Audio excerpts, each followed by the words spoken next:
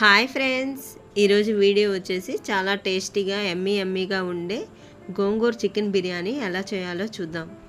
ఇంకెందుకు ఆలస్యం, వీడియోలోకి వెళ్ళిపోయి ఏమేం కావాలి ఎలా చేయాలో చూసేద్దామా. ముందుగా 1/2 kg చికెన్ని తీసుకొని శుభ్రంగా కడిగి ఒక బౌల్లోకి తీసుకోవాలి. ఇందులోకి రుచికి సరిపడినంత సాల్ట్,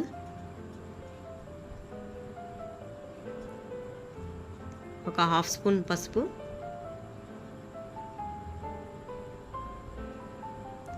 1.5 స్పూన్ కారం,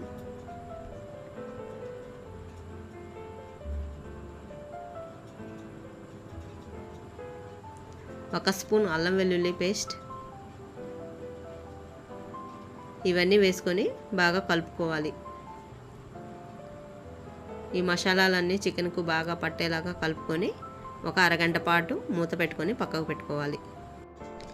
స్టవ్ వెలిగించి ఒక గిన్నె పెట్టుకొని అందులోకి 2 స్పూన్ల ఆయిల్ వేసుకోవాలి.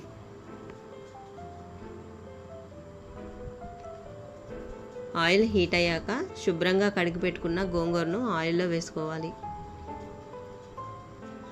1/2 kg చికెన్కు 2 మీడియం సైజు గోంగూర కట్టెలు అయితే సరిపోతాయి.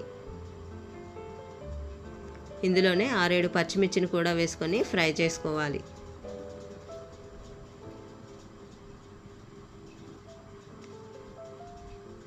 ఇలా కొద్దిసేపు ఫ్రై చేశాక మనకు గోంగూరలో వాటర్ అనేవి వస్తాయి. అప్పుడు ఇందులోనే కొంచెం కొత్తిమీర, పుదీనా కూడా వేసుకొని వాటర్ మొత్తం పోయే వరకు ఫ్రై చేసుకోవాలి.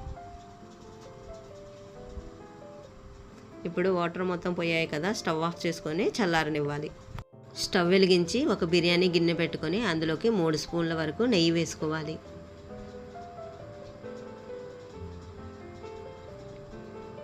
ఇందులోనే కొద్దిగా ఆయిల్ కూడా వేసుకోవాలి.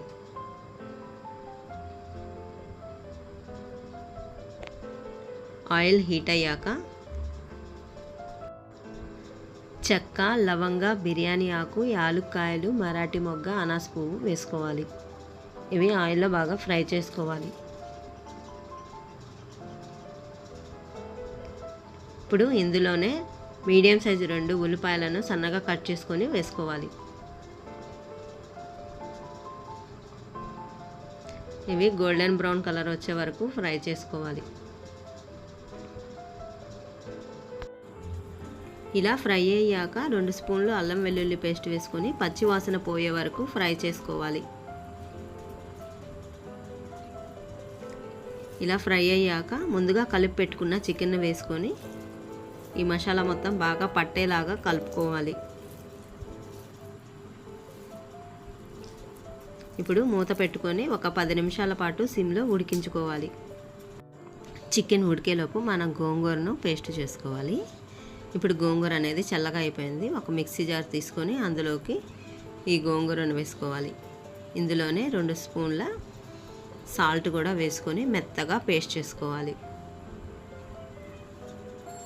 10 నిమిషాల తర్వాత మూత తీసి చూస్తే మనకి చికెన్లో ఆయిల్ అనేది ఇలా పైకి తేలుతూ ఉంటుంది. మనకు చికెన్ అనేది ఒక 80% కుక్ అవుతుంది.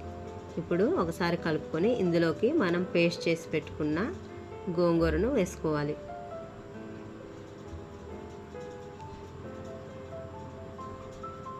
ఇప్పుడు ఇది మొత్తం కలిసేలాగా ఒకసారి కలుపుకొని మరో 5 నిమిషాల పాటు మూత పెట్టి ఉడికించుకోవాలి.